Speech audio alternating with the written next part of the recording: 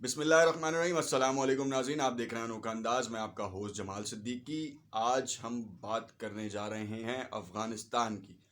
افغانستان کے حوالے سے ایک لیٹسٹ اپڈیٹ ہے جو کہ ہم آپ کو بتائیں گے۔ اس سے پہلے ہم آپ کو بتائیں کہ افغانستان کا نام جب ذہنوں میں آتا ہے تو دو چیزیں گردش کرتی ہیں ذہنوں میں، ایک طالبان، دوسرا دہشت گردی۔ افغانستان کے بارے میں تمام لوگوں کا تاثر یہ ہے کہ کھنڈر نما علاقہ ہے، کھنڈر نما ملک ہے، کوئی چیز نہیں ہے وہاں پر۔ وہاں کے لوگ چرس، افیم، دہشت گردی سے منسلک ہیں، اسلحہ بارود، اور ان کا کلچر کچھ اس طریقے کا ہے کہ ہمیں اس چیز کو سمجھنے میں زیادہ دیر نہیں لگتی کہ وہاں پر کیا اقدامات ہوتے رہے ہوں گے یا کیا چیزیں ہوتی رہی ہوں گی۔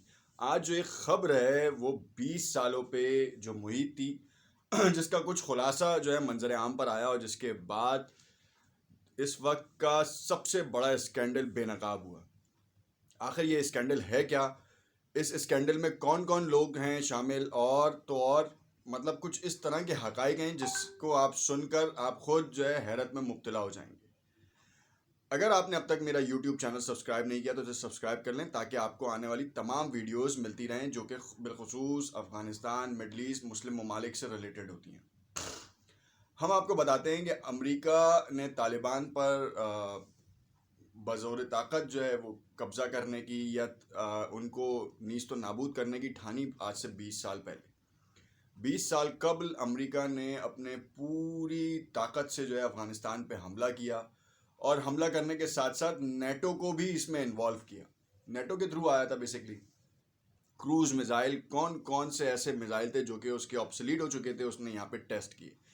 متعدد افغانیوں کو جو ہے وہ موت کی نیند سلا دیا گیا، اور کوئی اس کے اوپر جو ہے وہ کسی ہیومن رائٹس ایکٹیوسٹ نے یا این جی او اور اتنی ساری نام نہاد ایجنسیاں جو ہیں انہوں نے کوئی آواز نہیں اٹھائی۔ بیچارے افغانی لاچار بے یار و مددگار تھے۔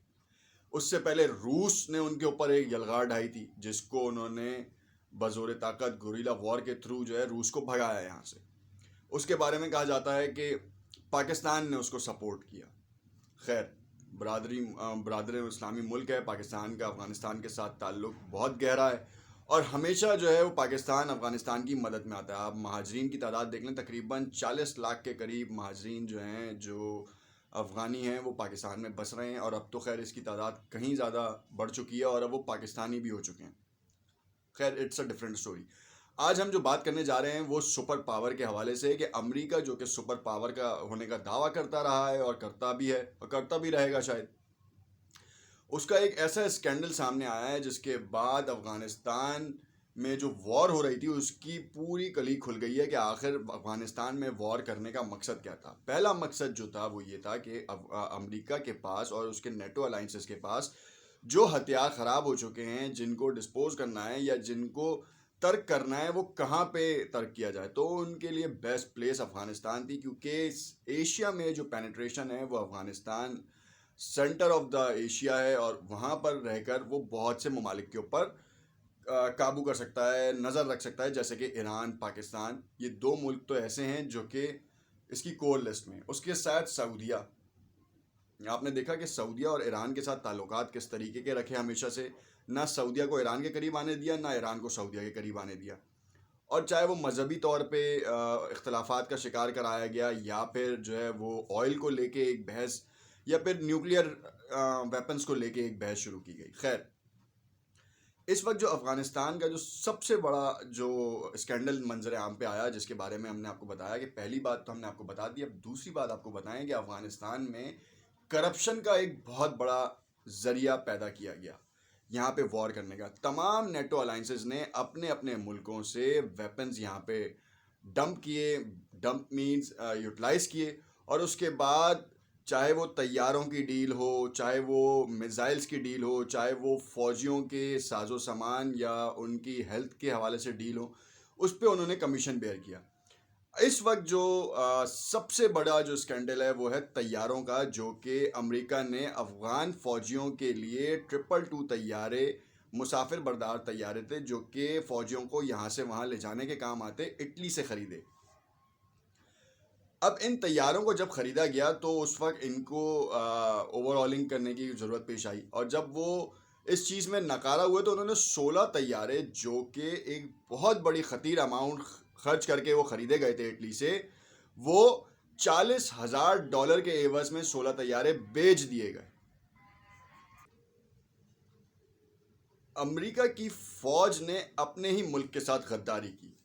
$40,000 کے بیچے جانے والے طیاروں کی اصل کاسٹ $50 کروڑ سے بھی اوپر تھی، اور وہ کوڑیوں کے مول بیچ دیے گئے۔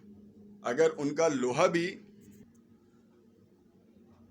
لوہا بھی کباڑی کو بیچا جاتا نا، تو آپ شاید اس سے زیادہ ہی آپ کو ملتے۔ 16 جہازوں کے ساتھ انہوں نے اس طریقے کا کیا۔ اچھا، یہ خیر خبر جو ہے نا وہ دبا دی گئی تھی، مگر امریکی ادارے اس کے پیچھے لگے رہے، اور وہ ادارے پیچھے لگے رہے جو کہ سویلینز تھے، اور جن کو یہ شبہ تھا کہ فوج ان کے ساتھ غداری کر رہی ہے، فوج سول حکومت کے ساتھ غداری کر رہی ہے۔ اس میں اوباما ایڈمنسٹریشن سے اگر آپ پیچھے دیکھیں تو کووڈ کے ٹائم پیریڈ کے اوپر ایک رپورٹ شائع ہوئی، اور اس میں انہوں نے خاموشی سے اس بات کا تذکرہ کیا کہ فوج جو ہے ان طیاروں کی ناکامی کے بارے میں بات کر رہی ہے۔ اب وہ بیچے کیسے گئے؟ خاموشی سے جو ہے وہ افغانستان حکومت کے ساتھ، اس وقت کی جو کرپٹ ترین حکومت ہے، جو کہ امریکی نواز حکومت ہے، طالبان کے ساتھ مذاکرات نہ کرنے میں سب سے بڑا ہاتھ ان کا ہے۔ ان کے مذاکرات جو ہو رہے تھے ان کو توڑنے میں ان کا سب سے بڑا ہاتھ ہے۔ انہوں نے اس پورے طیارے کی کرپشن کی ڈیل کی، اور خاموشی سے دنیا کی آنکھوں میں دھول جھونکا۔ یو ایس کی اپنی سول ڈیموکریسی کے جو ہاتھوں میں سول ایڈمنسٹریشن کو جو ہے وہ آڑے ہاتھوں لیا۔ اب یہ جو سول ایڈمنسٹریشن کو آڑے ہاتھوں سے مراد یہ کہ ان کے ساتھ دوغلا پنا اختیار کیا گیا۔ اب چاہے وہ اوباما کے دور کی بات کر لیں، آپ ٹرمپ کے دور کی بات کر لیں، اور بائیڈن کے پاس تو جو ہے نا وہ ایسے ایسے مقدمات آنے شروع ہو گئے ہیں۔ ابھی جنوری میں اقتدار سنبھالا ہے، 1 سال کرونا میں رہنے کے بعد انفلیشن حد سے زیادہ تجاوز کر دیا ہے۔ یو ایس کی اکانومی ویسے ہی ڈاؤن ٹو ڈرین ہو رہی ہے، چائنا کا قرض شامل ہے، اوپر سے اتنے محاذ کھولے ہوئے ہیں۔ ٹرمپ تو یہ محاذ بند بھی کر رہا تھا، اور طالبان کے ساتھ مذاکرات کر رہا تھا۔ اگر تو طالبان کے ساتھ یہ مذاکرات ہو جاتے تو یہ ڈیل بہت پہلے ہی منظر عام پر آ جاتی، اور اس ڈیل میں جو ہونے والی کرپشن تھی اور اس کے ساتھ جتنے بھی فوجی شامل تھے وہ بھی منظر عام پہ آ جاتے، مگر اس بات کو چھپایا گیا۔ ٹرمپ انتظامیہ نے تو کہا تھا کہ مئی 2021 کو ہم فوجیوں کی واپسی پوری طور پر کر چکے ہوں گے اور طالبان کے حوالے کر دیں گے۔ اشرف غنی کسی طور پہ بھی یہ نہیں چاہتا تھا، اور اس نے جیسے ہی یہ معاہدہ ہوا اس کے بعد اس نے نیٹو الائنسز کے اوپر حملے دوبارہ سے شروع کرا دیے، اور نام لیا گیا کہ طالبان کرا رہا ہے۔ اصل جو کانسپائرسی تھی، اصل جو کنٹروورسی تھی، وہ یہ تھی کہ یہ کرپشن کی جو ڈیلز ہیں وہ منظر عام پہ آ جائیں گی۔ ابھی آپ دیکھیے گا کہ میزائلز کے حوالے سے بھی ایک ڈیل جو میزائل کی ڈیل بھی جو ہے نا وہ منظر عام پر آئے گی۔ ہم آپ کو اس بارے میں تمام تر تفصیلات سے آگاہ کرتے رہیں گے، اور آپ کو ہم وقتاً فوقتاً یہ بات بتاتے رہیں گے کہ آخر ان تمام ڈیلز کا مقصد کیا تھا، اور تو اور اشرف غنی کے تعلقات کیا تھے، اور اشرف غنی کے پیچھے جو یہ مافیا ہے وہ کیا کام کر رہا ہے۔ دیکھتے رہیے گا انوکھا انداز۔ کامنٹ میں اپنی رائے سے ضرور آگاہ کیجیے گا۔ شکریہ۔